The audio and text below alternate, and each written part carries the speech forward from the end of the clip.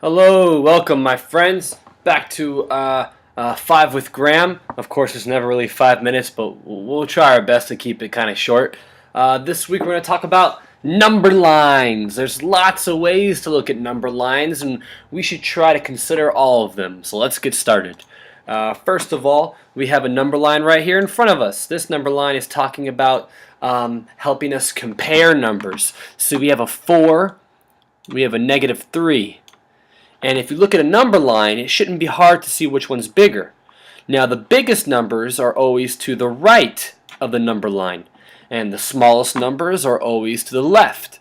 So find 4. Where is 4?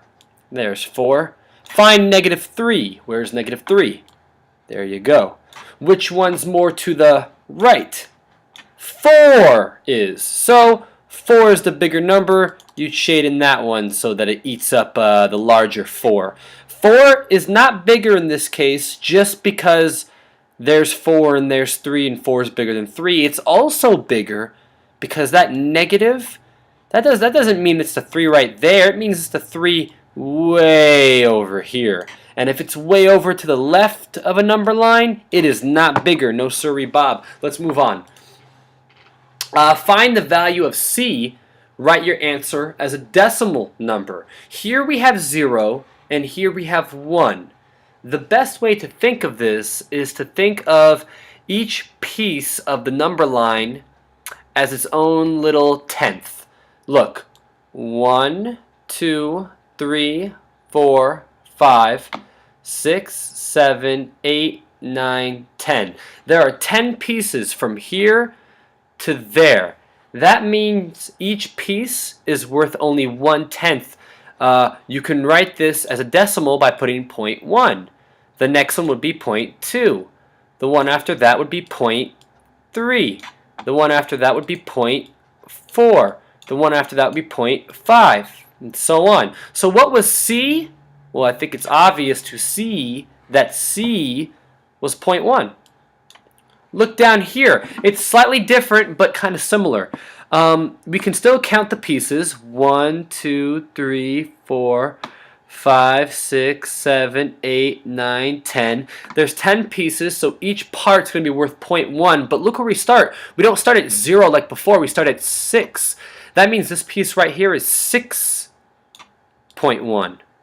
And the next part would be 6.2.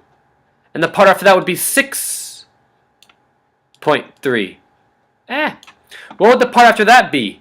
0.4, 0.5, 0.6, 0.7, 0.8, 6.8. Here's a couple more problems for us. Find the value of Z. Alright, well this is a little bit harder because look, we have 3.1 there and 3.2 here. And you might be thinking, wait a second, 3.1 and 3.2?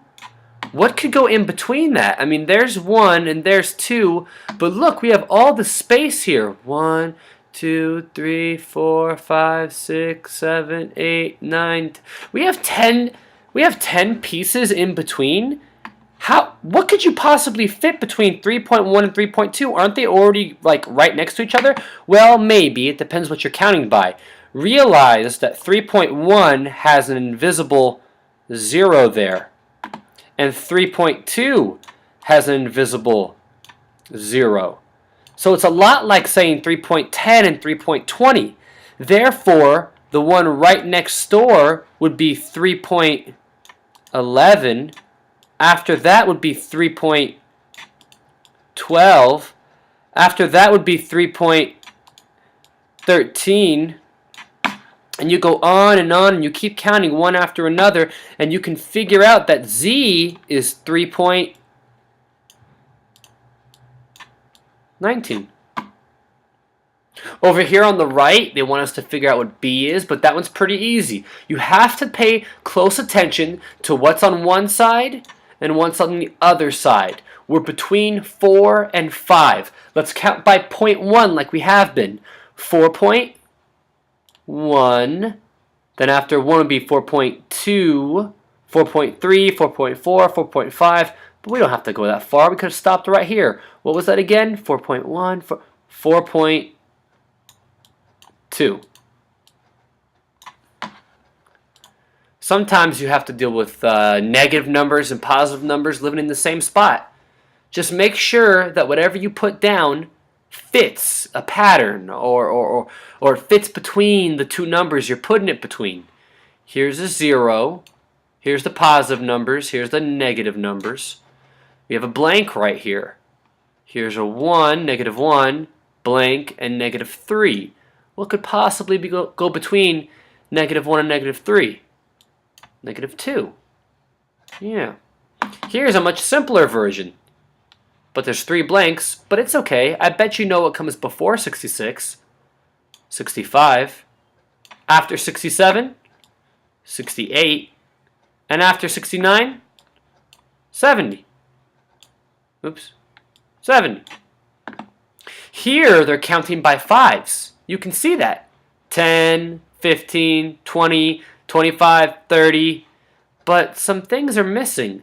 If we counted backwards by 5s, what would we put there? 10 backwards by 5s? 5. If we counted backwards by 5 again, we would get to 0. And that makes sense because past the 0, look, the negative numbers. Always past the 0 on the left-hand side, negative numbers. Let me give you a quick peek. Oh, not yet, sorry. Now we have to deal with fractions. Now before we counted by to 10, 1, 2, 3, 4, 5, 6, 7, 8, 9, 10, 11, 12. When it speaks of fractions, the first thing you do is count how many pieces there are. And we just counted 12. That means every single one of these guys, for fractions, can have a 12 in the denominator. What can go in the numerator? Well, it depends how far you are when you count the pieces. 1, 2, 3, 4 for A, 4 twelfths. 5, 6 for D, 6 twelfths. 7 twelfths for C. 8 and 9 twelfths for B. Bonus points if you can reduce any of these. Can you reduce any of them? Divide top and bottom by the same number to get a smaller version of that fraction. Try it out. Alright, let me give you a quick peek of your pop guide for this assignment that you'll see on Monday. It's all putting things on number lines. Negative and positive numbers, decimals, fractions. And I know this was very fast, but that's why you have to stay with me during the real classroom lesson, try your homework, and use this video to look ahead or to review. Alright, thanks for your time, guys. I'll see you next time. Bye.